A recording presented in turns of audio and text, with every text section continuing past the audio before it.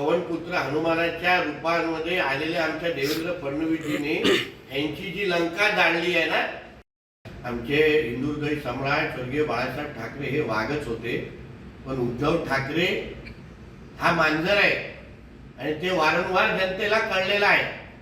म्हणून आम्हा लोकांना, आमच्या नेत्या लोकांना डाग बोलण्यापेक्षा तू महाराष्ट्रावर थुकलेलं पान आहेस हे संजय राजाराम राऊतला जेवढं लवकर कळेल हे त्यासाठी बरं आहे. दैनिक सामनावरचं 150 खटलं भरत आहे, त्यासाठी श्रीकोपनचं नाक कापण्यासाठीच अधिवेशन भरलं जाते असं मी तुम्हाला तेच बोललो ना.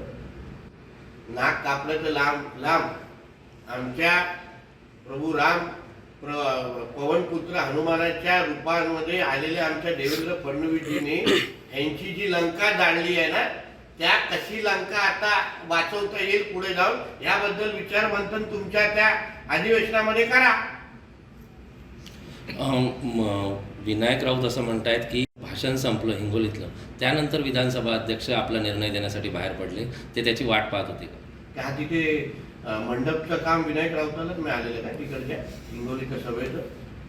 तर अन्य वेळी तो मातोश्रीमध्ये चहा द्यायला असतो.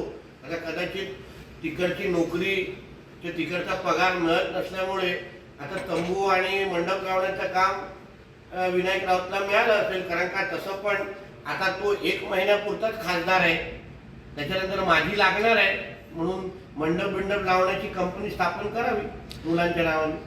सर, त्याने असं पण म्हटलं की शिंदे गटाच्या खासदारांना कमळ चिन्हावर लढा असं सांगितलं गेलं. अरे तू विनायक राऊत हा हाताच्या पंजावर लढवण्याच्या तयारीमध्ये आहे का याचं उत्तर पहिलं विनायक राऊतांनी आम्हाला द्यावं.